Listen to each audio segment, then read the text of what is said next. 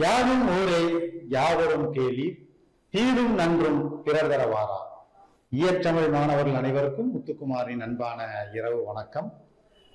43வது தேர்வு தமிழ் தென்றல் தினந்தோறும் மாலை 5 மணி அளவில் நம்ம டாப் ஐஏஎஸ் அகாடமியினுடைய சேனல்ல தமிழ் பட்டறை போன்ற சேனல்கள்ல நாம் என்ன பண்றோம் அப்படின்னா 20 குறுவினாக்களை ஒரு டைமர் டெஸ்ட் மாதிரி கொடுக்குறோம் இல்லையா. ஸோ அதனுடைய தேர்வு இன்றைக்கு 43வது தேர்வு. இந்த 43வது தேர்வுல 10ஆம் வகுப்பு பழைய புத்தகத்துல உள்ள சொல் பொருள் அப்படிங்கிற பகுதியிலிருந்து தேர்வு வச்சிருக்கோம். சொல் பொருளை பொறுத்தளவுல கிட்டத்தட்ட பாத்தீங்கன்னா ஒரு 15 கேள்விகள்ல நேரடியாகவோ மறைமுகமாகவோ இந்த சொல் பொருள் நமக்கு தேவைப்படுகிறது. ஸோ அப்போ இந்த சொல் பொருளை ஓரளவுக்கு நாம படிச்சு வைக்கிறது மூலமா புதிய புத்தகம், பழைய புத்தகம், சிறப்பு தமிழ் புத்தகம்னு அதுல இருக்கக்கூடிய சொல் பொருள் எல்லாம் திரட்டி படித்து வச்சுட்டோம்னா நாம கேட்கக்கூடிய கேள்விகள்ல ஒரு 90% கேள்விக்கான விடையை கண்டுபிடிப்பதற்கான ஒரு வழிமுறையை நாம இந்த சொல் பொருள் மூலமா கத்துக்கிறோம். ஏன்னா நம்ம சொல் பொருள் படிக்கிறது அப்படியே வரும் அப்படிங்கிறது சொல்ல முடியாது. அப்படி வந்துருச்சுன்னா நம்ம ஆன்சர் போட்டுருவோம். அப்படி வராத பட்சத்துல ஆப்ஷன்ல இருக்கக்கூடிய பகுதியிலையாவது இந்த பொருள் இந்த சொல்லுக்கு பொருந்தாது அப்படிங்கிறத நம்ம தேர்ந்தெடுக்க முடியும். ஸோ அதனாலதான் சொல் பொருள் கடந்த காலங்களில் நாம புதிய புத்தகம் மற்றும் பழைய புத்தகமா வந்துகிட்டு இருக்கோம். ஸோ அதுல 10ஆம் வகுப்பு பழைய புத்தகம் தான் இன்னைக்கு நமக்கு வந்திருக்கு. இதுக்கு அடுத்து 11, 12ன்னு நம்ம போக போறோம். ஸோ இது எல்லாமே இந்த 50 நாள் தேர்வுகள்ல முடிவடையும். அதுக்கப்புறமா நாம யூனிட் 3 அலகு 3ல இருக்கக்கூடிய பகுதிகள் சொற்களை ஒழுங்குபடுத்துதல், சொற்களை சீர் செய்து ஒழுங்குபடுத்துதல், தன்வினை, பிறவினை, செய்வினை, செயற்பாட்டு வினை போன்ற பகுதிகள் இருந்து கேள்விகள் பார்க்க போறோம். ரைட். ஸோ இப்போ நம்ம பார்க்க போறது 43வது தேர்வுக்கான, அதாவது 10ஆம் வகுப்பு பழைய புத்தகத்திற்கான ஒரு விளக்க காணொலி தான். ஸோ டைமர் டெஸ்ட் போட்டிருப்பீங்க. ரொம்ப எளிமையான கேள்விகளாக தான் இருந்திருக்கும். ஸோ ஆன்சரையும் நம்ம இப்போ பார்த்துருவோம் வாங்க. ஸோ முதல் கேள்வி சொல்லும் பொருளும் அப்படின்னு சொல்லி ஒரு பொறுத்துக்க கொடுத்துருக்காங்க. மெய், விரை, ததும்பி, விதிர் விதிர்த்து, மனம், உடல், உடல் செழிர்த்து, பெருகி கொடுத்துருக்காங்க. ஸோ இது முதல் பாடல் இல்லையா. ஸோ 10ஆம் வகுப்பு பழைய புத்தகத்துல கடவுள் வாழ்த்துன்னு சொல்லக்கூடிய பகுதிகளில் மாணிக்க வாசகர் அவர்கள் பாடிய அந்த பாடல் இல்லையா. அழுது அடியடைந்த அன்பர், திருவாசகம் என்ற ஒரு அற்புதமான இலக்கிய நயத்தை செதுக்கி கொடுத்தவர் இல்லையா. திருவாசகத்திற்கு உருகார், ஒரு வாசகத்திற்கும் உருகார் அப்படின்னு ஒரு பழமொழியே சொல்லப்படும். அந்த அளவிற்கு உருகி உருகி மனமுருகி பாடக்கூடிய பாடல்களை உடையது திருவாசகம். நமச்சிவாய வாழ்க, நாதந்தாள் வாழ்க, இமைப்பொழுதும் எண்ணெஞ்சில் நீங்காதான் தாழ் வாழ்க, கோவழியாண்ட குருமனிதன் தாள் வாழ்க, ஆகமமாய் நின்று அன்னிப்பாண்டாள் வாழ்க, ஏகன் அநேகன் இறைவனடி வெல்க அப்படிங்கிற அந்த பாடல் ரொம்ப விமரிசையான பாடல். அந்த பாடல் இருக்கக்கூடிய ஒரு பாடல் தான் எனது திருவாசகம். இந்த திருவாசகம் தான் சிவத்தலங்கள் எல்லா தலங்கள்லையுமே சிவனுக்காக பாடக்கூடிய பாடல்கள்ல இந்த திருவாசகம் முற்றோதுதல் அப்படிங்கிறது ரொம்ப சிறப்பாகவே எல்லா பகுதியிலும் பண்ணப்படும். ஸோ அந்த பாடல் தான் இங்க கொடுக்கப்பட்டிருக்கு. திருவாசகத்திலிருந்து எடுக்கப்பட்ட ஒரு பாடல். மாணிக்க வாசகர் இறைவனை எப்படி வணங்குறோம் அப்படிங்கிறத அந்த பாடல்ல அழகா பாடியிருப்பார் இல்லையா. இறைவனை பார்த்த உடனே கைகளை மேல உயர்த்தி ஐயா சிவனே வழிபடுற இல்லையா, அதைத்தான் இந்த இடத்துல அவர் பாடியிருப்பார். மெய்தான் அரும்பி விதிர் விதிர்த்து விரையார் கலக்கன் கைதான் ததும்பி வெதும்பி உள்ளம் பொய்தான் தவிர்ந்து உனை போற்றி சயசய போற்றி கைதான் நெகிழவுடையின் உடையா என்னை கண்டு கொள்ளே அப்படிங்கிறார். கையை இறக்க மாட்டா ஐயா, ஏத்தன கைதான், என்னை பார்க்க மாட்டியா, என் மீது உன் கருணை பார்வை விடாதா அப்படின்னு இறைவனை பார்த்து வேண்டி நிற்கிறார். அந்த பாட்டுலதான் மெய்தான் அரும்பி விதிர் விதிர்த்துங்கிறார். விதிர்ப்பு, இந்த வார்த்தையை கவனிங்க. விதிர்ப்பு, விதிர்ப்புன்னா நடுங்கி, விதிர்ப்புன்னா நடுக்கம், அதுதான் விதிர்ப்புன்னு சொல்லுவாங்க. விதிர் விதிர்த்து, இது 2 தடவை அந்த சொல் வருது இல்லையா. அடுக்கு தொடர்லையும் விதிர் விதிர்த்து அடுக்கு தொடர்னு சொல்லலாம். ஏன்னா பொருள் இருக்கு விதிர்னா. விதிர் விதிர்த்துனா என்ன, உடல் சிலிர்த்து, உடல் அப்படின்னு நடுங்கி போய் இறைவனை பார்த்தோம்னா அது கை காலெல்லாம் நடுங்குது. மெய், மெய்தான் அரும்பி, மெய்னானது உடம்பு, மெய் உடல், மெய் உடல்னு ஒரு பொருள் இருக்கு. மெய்க்கு உண்மையும் ஒரு பொருள் உண்டு. உண்மை ஒரு பொருள், உடல் ஒரு பொருள் உண்டு, மெய் அப்படின்னா. அடுத்ததா விரை, விரைனா மனம், விரையா கலர்கண், மனம் பொருந்திய இது இல்லையா விரை. விரைனா நறுமணம்னு சொல்லலாம். விரைவு அப்படிங்கிற பொருளும் உண்டு. விரை என்னது? நறுமணம். விரைனா விரைவு, வேகம். அதுக்கும் இந்த விரைங்கிற வார்த்தையை தான் பயன்படுத்துவாங்க இல்லையா? சரி, அடுத்தது ததும்பி. ததும்பின பெருகி. அப்போ மெயினா உடல், விரைனா மனம், ததும்பினா பெருகி, விதிர் விதிர்த்தினா உடல் சிரித்து. அப்ப ஆப்போனண்டா இருக்கு 2, 1, 4, 3. ஃபர்ஸ்ட் ஆப்ஷன்ல இருக்கு பாருங்க, 2, 1, 4, 3. இதுதான் பொறுத்துகளை. முதல் பொறுத்துக. ரைட். இரண்டாவது பொறுத்துக்க வாங்க. அழுக்காறு என்பதன் பொருள். ரொம்ப எளிமையான கேள்விதான். அழுக்காறு உடையான்கண் ஆக்கம் போன்றில்லை, ஒழுக்கம் இலான்கண் உயர்வு. ஒழுக்கமுடைமைங்கிற அதிகாரத்தை சொல்லியிருப்பாரு 10ஆம் வகுப்பு பழைய புத்தகத்துல. ஒழுக்கமுடைமை அப்படிங்கிற அதிகாரத்துல பாடல்கள் இருக்கு. ஒழுக்கம் விழுப்பம் தரலாம், ஒழுக்கம் உயிரினும் ஓம்பப்படும், பரிந்தோம்பி காக்க ஒழுக்கம் தெரிந்தோம்பி துயினும் அத்தே துணை. அந்த பாடல்கள்லாம் அந்த ஒழுக்கமுடைமையில அற்புதமான பாடல்கள் வரும். அதுல அழுக்காறு என்றால் என்ன? பொறாமை. அழுக்காறுன்னா என்ன? பொறாமை. அறம் வலியுறுத்தல் அப்படிங்கிறதுல 5வது பாடல் வரும். அழுக்காறு அவாவுகள் இன்னாச்சொல் 4ம் இழுக்கா இயன்றது அறம். அதுல முதல்ல அழுக்காறுதான் இருக்கும். பொறாமை, பேராசை, சினம் கொள்ளுதல், கடும் சொற்களை பேசுதல், இந்த 4ம் இல்லாது இருப்பதே சிறந்த அறம்னு வள்ளுவர் சொல்றாரு. அப்ப அழுக்காறுன்னா என்ன? பொறாமைன்னு அர்த்தம். செல்வம். செல்வம் அப்படிங்கிறத என்ன சொல்லலாம்? செல்வம்ங்கிறதுக்கு மேன்மைன்னு ஒரு பொருள் உண்டு. செல்வம்ங்கிறதுக்கு மாடு, மாடல்ல மற்ற எவைன்னு வள்ளுவர் சொல்றாருல, மாடு என்பதும் செல்வத்தை குறிக்கக்கூடிய சொற்கள் தான். அடைதல் அப்படின்னா எய்தல் அப்படின்னு சொல்லலாம். அடைதல்னா எய்தல், அடைதல். அதுக்கு வேற பொருள் சொல்லலாம். பொறுமை. பொறைன்னு ஒரு வார்த்தை இருக்கு, பொறைவுடைமை. பொறுமைன்னு பொறை அப்படிங்கிற வார்த்தையும் சொல்லலாம். சரி, இது இரண்டாவது கேள்விக்கான ஆன்சர் என்ன? பி. இரண்டாவது கேள்விக்கான ஆன்சர் பி. அழுக்காறுனா பொறாமை. ரைட். அடுத்து 3வது, பொருந்தா இணையை தேர்ந்தெடு. இதுல எது பொருந்தாதது? சொல் பொருள் கொடுத்திருக்காங்க, எது பொருந்தாது? இடும்பை இன்பம். முதல் சொல்லே பொருந்தாது. இடும்பைனா என்ன? துன்பம். இடும்பைனாங்க துன்பம். இடும்பைக்கு இடும்பை வருவர், இடும்பைக்கு இடும்பை படாதவர் வள்ளுவர். இடும்பைக்கு இடும்பை படுப்பர், துன்பத்திற்கே துன்பம் கொடுப்பவர். யாரு? துன்பத்தை கண்டு கலங்காதவர். துன்பத்தை பார்த்து பயப்படணும், அந்த துன்பமே துன்பம் படுமா. எப்படி அழகா சொல்லியிருக்காரு. இடும்பைக்கு இடும்பை படுப்ப, இடும்பைக்கு இடும்பை படாதவர். சூப்பர் குரல். சோ அப்ப இடும்பையானது துன்பம், இங்க இன்பம்னு கொடுத்துருக்காங்க. Wrong answer. So பொருந்தாதது A. மத்தெல்லாம் பொருந்துதா? With விதை, இது கரெக்ட் தான். இது ஒல்லாவே இயலாவே. ஒல்லாவேன்னு இயலாவே. ஒழுக்கம் உடையவர்க்கு ஒல்லாவே வழுக்கியும் தீய வழுக்கியும் வாயாற்றல்.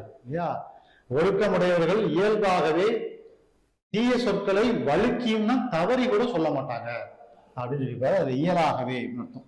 திருனா செல்வம். இப்பதான் பார்த்தோம். திரு, மாடு எல்லாம் செல்வத்தை குறிக்கக்கூடிய சொல். சோ 3வது கொஸ்டின் பொருந்தாத இணையது இடும்பை என்றால் துன்பம். ரைட். அடுத்து 4வது கேள்வி. அருவினை என்ப உளவோ. இதில் அருவினை என்பதன் பொருள். இதுவும் திருக்குறள்ல இருந்து காலம் அறிதல் அப்படிங்கிற அதிகாரத்தில் எடுத்திருப்பாங்க. அருவினை என்ப உளவோ கருவியா காலம் அறிந்து செய்யும். ஒரு மனிதன் ஏற்ற கருவிகளை கொண்டு ஒரு செயலை செய்யறதுக்கு தகுதியான கருவிகளை கொண்டு தகுதியான நேரத்துல செய்யறது. காலமும் நேரமும் கூடி கருவியோடு செய்யப்படக்கூடிய வேலை என்றைக்கும் அந்த வேலை சிறப்பா முடியும். அருவினை என்ப உளவோ அப்படின்னா அந்த அருவினைன்னு என்ன சார் அர்த்தம்? அருவினைனா அருமை கூட்டல் வினை. அருமைனா அரிய என்று பொருள். அப்ப செய்வதற்கு அரிய செயல். அருவினை என்ப உளவோ. ஏற்ற கருவி இருக்குங்க, அதற்கான காலம் இருக்கு, கரெக்டா செய்ய போறேன். அப்ப அது செய்வதற்கு அரிய செயல் அல்லவா? அப்படி ஒரு செயல் இருக்கு. அருவினை என்ப உளவோ. அருவினைனா இது செய்வதற்கு அரிய செயல். இது ரொம்ப அரிய செயல். இது ஏற்ற காலத்துல ஏற்ற கருவியோடு செய்வது. அதான் இந்த பாடம். அப்ப செய்வதற்கு அரிய செயல் அப்படிங்கிறது இதற்கான பொருள். சோ 4வது கொஸ்டினுக்கான ஆன்சர் என்ன? சி. அடுத்தது 5வது கொஸ்டின். எத்தனை சரியான இணைகள் உள்ளன? சரியான இணைகள் எத்தனைன்னு கேட்கிறாங்க. அணங்கு அப்படின்னா தெய்வம், இது கரெக்ட் தான். அணங்குனா தெய்வம். உகந்த விரும்பிய, இதுவும் கரெக்ட் தான். செச்சம். செச்சம்னா கருவு. ரெண்டுமே சினம் அப்படிங்கிற பொருள் தான். செச்சம்னாலும் சினம் தான், கருவுனால சினம். கருவு கொண்டான், சினம் கொண்டான். அடுத்து தாருகன், தாருகன்னா அரக்கன் அப்படின்னு பொருளும், அல்லது அசுரன். அரக்கன் அல்லது அசுரன். தாருகன், தாருகன் பேருடன் விழித்த. மலைங்கிறது சரியானது என்ன, இது தவறு. அப்ப சரியான எத்தனை இருக்கு? 3 இணைகள் சரி. அப்ப ஆன்சர் என்ன? பி தான் கரெக்ட். 3 இணைகள் சரியாக இருக்கிறது. தாருகன் என்பது அரக்கனை குறிக்கக்கூடிய சொல். ரைட். இது சிலப்பதிகாரத்துல எடுத்திருப்பாங்கன்னு நினைக்கிறேன். ரைட்டு. சரி, அடுத்த கொஸ்டின் வருமா? வாங்க, 5 கொஸ்டின் முடிஞ்சா 6வது கொஸ்டின். இதுவும் சிலப்பதிகாரம் தான். தேரா அண்ணா, இதில் தேரா என்பதன் பொருள். சிலப்பதிகாரத்துல கேட்டிருப்பார் இல்லையா, கண்ணகி அவ்வளவு அழகா கேட்பா. தேரா மன்னா செப்புவது உடையேன், எல்லரு சிறப்பின் இமையவர் வியப்ப, புல்லரு புன்கண் தீத்தோ நன்றியும். அவர் சொல்ல, என்னுடைய குலப்பெருமை எப்படிப்பட்ட பெருமை.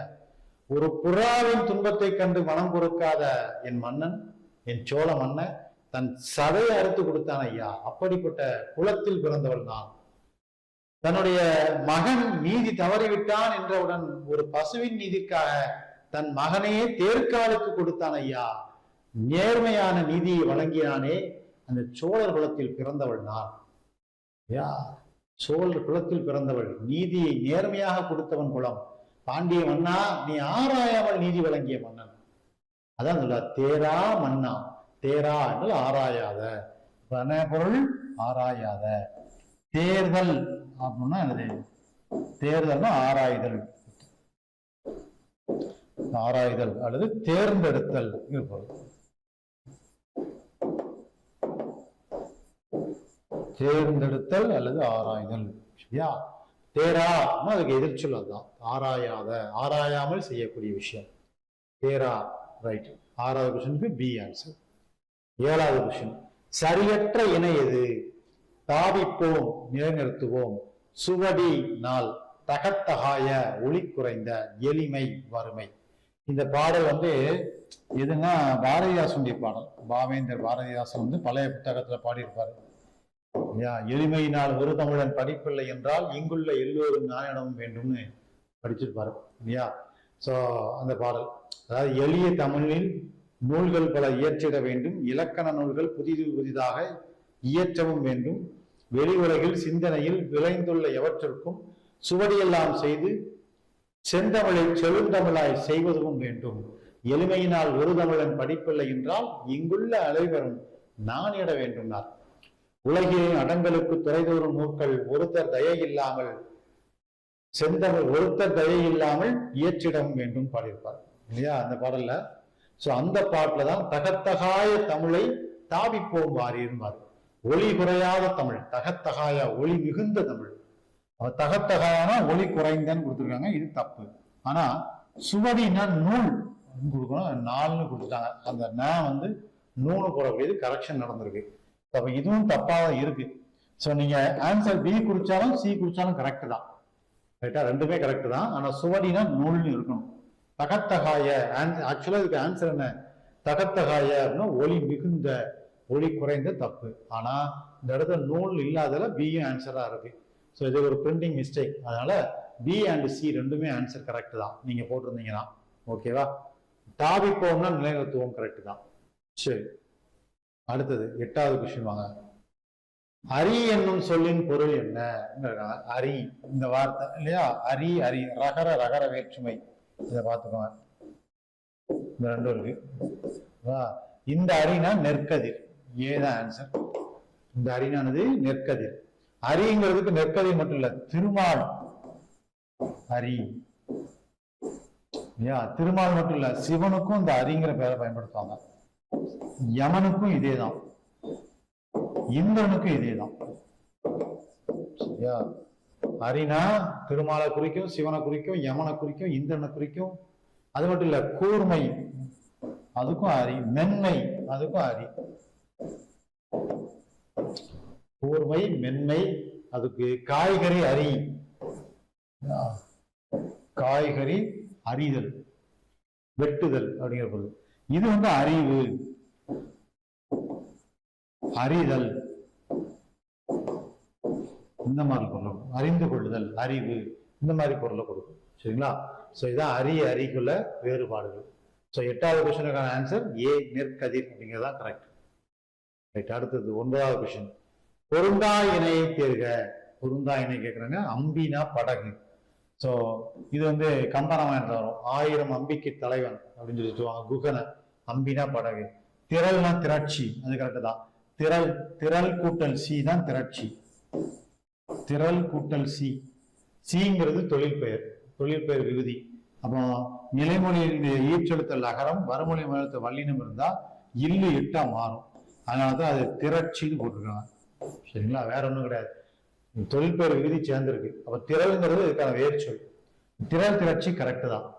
அடுத்து நாயகன் தலைவன், இதுவும் கரெக்டு தான். கல்னா மழைன்னு போட்டிருக்காங்க. இந்தளை போடக்கூடாது. இந்தளை. கல்னா மலை. அந்தலை வெறுப்பு, பொறுப்பு, யாப்பு, அந்த மலை. கல் அப்படின்னா மழைனா அது நீர்த்திவளை இல்லையா? அது வேற. மழைக்கு இது பொருந்தாது. சரிங்களா? சரி. கல் என்பதற்கான பொருள் என்ன? மலை. அப்ப பொருந்தாது என்ன? டி. டி தான் ஆன்சர். டி பொருந்தாது. ரைட். அடுத்து 10வது கொஸ்டின் வாங்க. விடுநனி கடிதென்றா. இதில் கடிது என்பதன் பொருள். இதுவும் கம்பராமாயணத்தில் எடுக்கப்பட்டதுதான். விடுநனி கடிதென்றான். அந்த பாடல் நல்லா வருமா? விடுநனி கடிதென்றான்,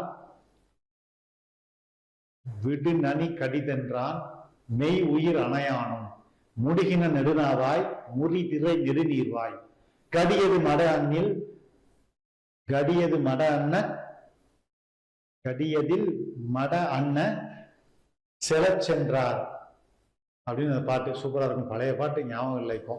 ரைட். ஸோ அந்த பாடல் வந்து கம்பராமாயணத்துல குகன் வந்து தன்னுடைய படகை செலுத்தக்கூடிய அந்த விதத்தை வந்து ஒரு அன்னப்பறவையோட ஈக்குவலா கம்மன் பாடியிருப்பான். ஒரு அன்னப்பறவையை ஓமைப்படுத்தி அன்னப்பறவை எப்படி வேகமா நீரில் செல்லுமோ அதை போல படகை செலுத்தக்கூடியவன் அப்படின்னு சொல்லி அந்த பாடல் வரும். ஸோ கடிது என்றால் விரைவுன்னு பொருள். விரைவாக. கடிதம் என்னது? விரைவாக.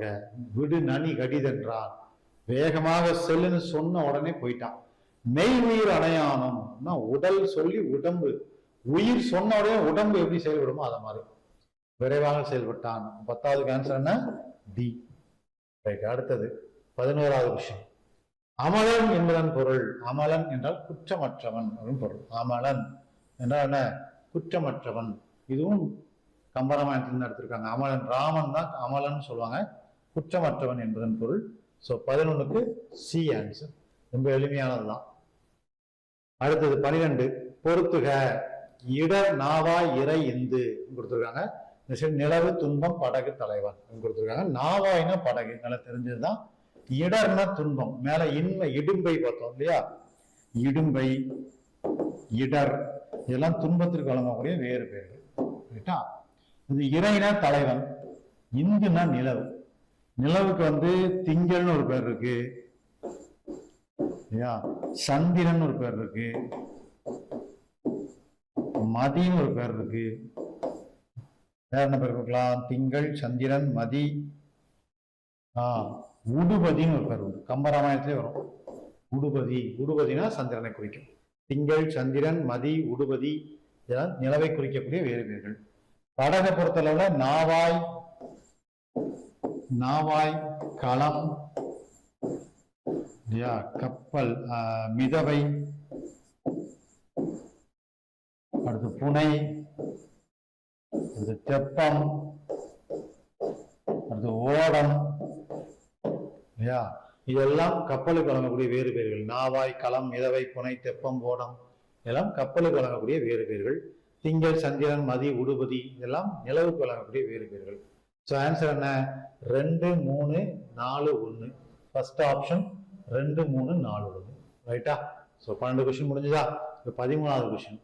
சரியற்ற இணை எது அப்படின்னு கேட்டிருக்காங்க. ஆசுகவி வைதருப்பம், மதுரகவி கவுடம், மதுரகவி மாகதம், சித்திரகவி பாஞ்சாலம் அப்படின்னு கொடுத்துருக்காங்க.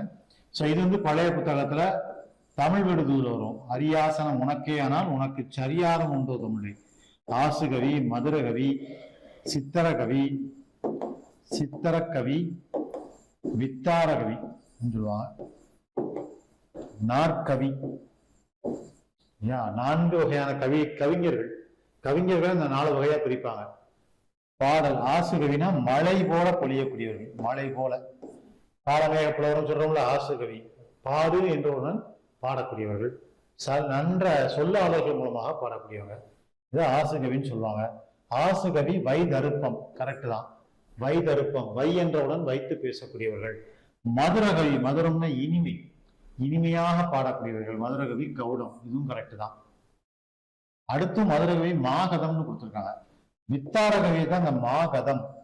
மாகதம், கதம்னா ஒளி, மாகதம் பெரிய பேரொளி. வித்தாரகவினா எப்படிப்பட்டவங்கன்னா இந்த 3 பேரும் என்ன பாடுறாங்களோ அதை ஒரு சேர ஒருங்கே பாடக்கூடியவங்க தான் வித்தாரகவின்னு சொல்லுவாங்க.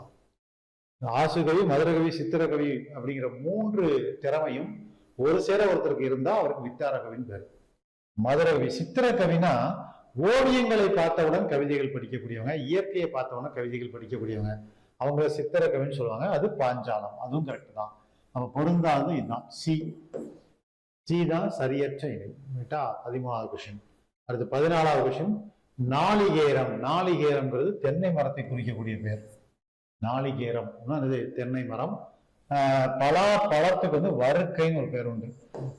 வருக்கைனா பலாப்பழத்துக்கு பேரு. இதுல பார்க்கலாம், சீவக சிந்தாமணியா திருத்தக்க தேவர் எழுதின பாட்டு, அதுல வருக்கைனா பலாப்பழம்னு ஒரு பேர் உண்டு. பலா மரத்துக்கு என்ன பேருன்னு தெரியல. பனை மரத்துக்கு போந்துன்னு பேரு. போந்து இதே பாட்டுல இருக்கும். போந்துன்னா பனை மரத்தை குறிக்கக்கூடிய பெயர். தேக்கு மரம், தேக்குன்னு தான் சொல்லுவாங்க. ஸோ பனை மரத்துக்கு போந்து, தென்னை மரத்துக்கு நாளிகேரம், பலாப்பழத்துக்கு வருக்கைன்னு பேர். ரைட். அடுத்து 15வது கொஸ்டின் பாருங்க. பெற்றியார் பேணிக்குழல். இக்குறட்டாவில் பெற்றியார் என்பதன் பொருள். இது பெரியாரை துணை குடல் வரக்கூடிய பாடல் இல்லையா? உற்ற நோய் நீக்கி உறாமை முற்காக்கும் பெற்றியார் பேணிக்குழல். அதாவது வந்த பிரச்சனைய அல்லது வந்த துன்பத்தை நீக்கி இனிமேல் அந்த துன்பம் வராதபடி முன்னெச்சரிக்கையாக காத்து நம்மை ஒரு நல்ல வழிபாதைக்கு கொண்டு போகக்கூடியவங்க தான் பேரறிவாளர்கள், பெருமை உடையவர்கள். அந்த பெரியவர்களின் நிலையில தான் நம்ம வாழணும். பெற்றியாரை அப்படிப்பட்ட பெரியவர்கள் நம்ம கூடவே வச்சுக்கணும் அப்படின்னு சொல்லி பெரியாரை துணை கோடல்ங்கிற பாடல்ல திருவள்ளுவர் சொல்லியிருப்பாரு. அப்ப பெற்றியார்னா யாரை குறிக்குது? பெருமை உடையவர் என்பது பொருள். பெரியவர் கிடையாது. பெற்றியார்னா யாரு? பெருமை உடையவர். ஸோ அப்போ 15க்கான ஆன்சர் என்ன? சி. இது அந்த புத்தகத்துல குரல்லையே இருக்கும், சொல் பொருள்ல. அடுத்து 16வது விஷயம். ஒரு பொறுத்துக. தகைமை, வன்மை, தலை பேணி கொடுத்துருக்காங்க. தகைமை, தகைமைனா சிறப்பு, வன்மைனா வலிமை, தலைனா தன்மை, பேணினா போச்சு. அப்ப 4, 3, 2, 1. சாரி, தகைமை. 16வது கொஸ்டின்ல தகைமை அப்படின்னா சிறப்பு. தகைமையானது சிறப்பு.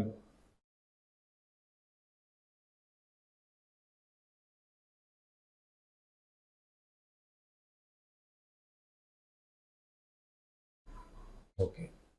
16வது கொஸ்டின் பாருங்க. தகைமை அப்படின்னா தன்மை, வன்மைனா வலிமை, தலைனா சிறப்பு, பேணினா போச்சு. இது திருக்குறள் வந்து எடுத்திருக்காங்க. இப்போ 2, 3, 4, 1. ஆப்ஷன் சி பாருங்க கரெக்டா இருக்கும். 2, 3, 4, 1. தகைமை, தன்மை, வன்மை, வலிமை. இந்த வன்மையில 3 சுழி போடுறோம். நீங்க 3 சுழி போட்டா அதுக்கு பேரு கொடை வன்மை, அல்லது வளமை, செழிப்பு,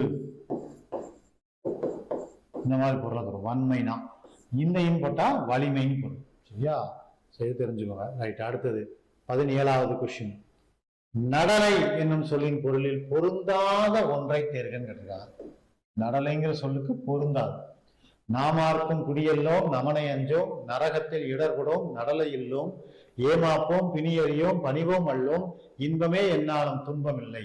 தேவாரம், திருநாவுக்கரசுடைய தேவாரத்தில் இருக்கும்.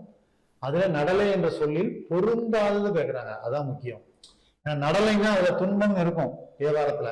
அதை பார்த்தோன்னே டக்குன்னு ஆன்சர் பண்ணிடக்கூடாது. ஏன்னா பொருந்தாதுன்னு கேட்டிருக்காங்க. துன்பம், வஞ்சனை, அசைவு 3மே பொருந்தும். அசையாங்கிறதான் இங்க பொருந்தாது. அப்ப ஆன்சர் என்ன? டி. இதெல்லாம் கேர்லெஸ் மிஸ்டேக்காக வைக்கப்பட்ட கேள்வி. ஸோ 17வது கேள்வி நல்லா வாசிச்சு பார்த்து ஆன்சர் பண்ணணும். அப்ப இதுக்கு ஆன்சர் என்ன? டி 17. மற்றதான் நடலைக்கு பொருந்தக்கூடிய சொற்கள். அடுத்தது 18. பொருந்தா இணையை தேர்க. தாரை வழி, அடவி காடு, எயிறு நாக்கு, உழுவை புலி. ஸோ இதுல பொருந்தாதுன்னு கேட்டிருக்காங்க. தாரைனா வழி, இது கரெக்ட். அடவினா காடு, இது கரெக்ட். உழுவைனா புலி, இது கரெக்ட். எயிறுனா நாக்கு இல்ல பல். எயிறுனானது பற்களை குறிக்கக்கூடியதா எயிறு என்பாங்க. அப்ப நாக்கு கிடையாது. அப்ப ஆன்சர் என்ன? சி என்பது சரியான விடை. ரொம்ப எளிமையான கேள்வியாக கேட்டிருக்கோம். 19. இதுவும் கேட்கப்பட்டிருக்கு. மேதி, கேழல், எங்கு, மறை விலங்குகளுடைய பெயர்கள்லாம் கொடுத்துருக்காங்க. மேதினா எருமை, கேழல்னா பன்றி, எங்குனா கரடி, மறைனா மான். அப்போ 3, 2, 4, 1. ஸோ பி ஆப்ஷன் கரெக்டாக இருக்கும். ஸோ ரொம்ப எளிமையான கேள்விதான். ஸோ 20வது கேள்வி, கடைசி கேள்விக்கு வந்துட்டோம். சரியற்ற இணை எது இருக்காங்க? பூதரம் மலை. பூதரம்னா மலை கரெக்டு தான். மாதிரம் அப்படின்னாலும் மலை தான். பூதரம்னாலும் மலை, மாதிரம்னாலும் அதே புத்தகத்துல அதே இடத்துல இருக்கும். மாதிரம் அப்படின்னு. வெறுப்புனாலும் மலைதான், பொறுப்புனாலும் மலைதான், யாப்புனாலும் மலைதான், குன்றுனாலும் மலைதான். மலைக்கு நிறைய பேர்கள் இருக்கு. குன்று, யாப்பு, மாதிரம், வெறுப்பு, பொறுப்பு, வரை. வரைனாலும் மலைதான், வரை அப்படின்னாலும் மலைதான். மலையை குறிக்கக்கூடிய சொற்கள் தான். ரைட். புலகிதம்னா துன்பம்னு கொடுத்துருக்காங்க, இது தப்பு. புலகிதம்னா மகிழ்ச்சி அல்லது இன்பம். மகிழ்ச்சி அல்லது இன்பம். ஸோ துன்பம் வராது. அப்போ சரியற்றதுன்னு கேட்டிருக்காங்க. ஆன்சர் பி தான். குந்தினா அறிவு, இது கரெக்ட் தான். உண்ணினா நினைத்து. உண்ணி, உண்ணல், உண்ணாதே இந்த மாதிரி வந்தா அது நினைத்து. உண்ணாதேன்னா நினைக்காதே. உண்ணினா நினைத்து. வினை எச்சமா நிக்கி. ரைட்டா? ஸோ 20 கேள்விகள் பார்த்துட்டோமா? ஸோ சொல் பொருள் பாருங்க. சொல் பொருள் பார்க்கும்போது நிறைய சொல் பொருள்களை நீங்க ஒண்ணுக்கு நிறைய பார்க்கணும். இப்போ உதாரணத்துக்கு மலைனா அதற்கு என்னென்ன பெயர்கள்லாம் இருக்கு, காடுனா அதுக்கு என்னென்ன பெயர்கள்லாம் இருக்கு. ஏன்னா இதெல்லாம் ஒரு சொல் பல பொருள், பல சொல் ஒரு பொருள், பொருள் தரும் ஓரெழுத்து, ஓரெழுத்து ஒரு மொழி, ஒரு சொல் பல பொருள் தரக்கூடிய ஒரு எழுத்து. இந்த மாதிரி மாற்றி மாற்றி கேட்குறாங்க. நீங்க சிலபஸ்லேயே பார்த்தீங்கன்னா இந்த சொல்லும் பொருள் மட்டுமே எவ்வளோலாம் இருக்குன்னு பாருங்க. லகர லகர வேறுபாடு, ரகர வேறுபாடு, மயங்கொலிகள் அதுல வருதா, அது குறிநெழில் வேறுபாடு அதுல வருதா, அடுத்து வினைச்சொற்கள் வேறுபாடு அதுல வருதா, எதிர்ச்சொல் வருதா, எதிர்ச்சொல் எடுத்து எழுதல் வருதா, 2 வினைச்சொற்கள் இடையில வேறுபாடு வருதா, அடுத்தது பார்த்தீங்கன்னா சொல்லும் பொருளும் அறிதல் வருதா, அடுத்தது ஒரு சொல்லுக்கு இணையான வேறு சொல் வருதா, ஒரு பொருள் பல பொருள், பல பொருள் ஒரு சொல், ஓரெழுத்து ஒரு மொழி, பல பொருள் தரும் ஓரெழுத்து. மாத்தி மாத்தி மாத்தி யூனிட் 1லயும் யூனிட் 2லயும் இதே தான் ரிப்பீட்டடா ஒரு 10 கொஸ்டின்ஸ் கேட்கறாங்க. அப்போ 15 கொஸ்டின் டைரக்டா இன்டைரக்டா சொல் பொருள் ரிஃப்ளெக்ஷன் ஆகுது. அப்போ சொல் பொருள் தான் நிறைய படிக்கணும் தமிழ்ல. அதான் உங்களுக்கு அதிகபட்ச மதிப்பெண்களை பெற்று தரும். சரிங்களா? ஸோ தொடர்ந்து இதே சொல் பொருள்களை அடுத்தடுத்த பகுதிகளையும் படிங்க. படிச்சு முறையாக அந்த டெஸ்ட்டை போடுங்க. ரொம்ப சிறப்பாக இந்த டெஸ்ட் இருக்கும். ஸோ இன்னொரு டெஸ்ட்ல உங்களை சந்திக்கிறேன். நன்றி, வணக்கம்.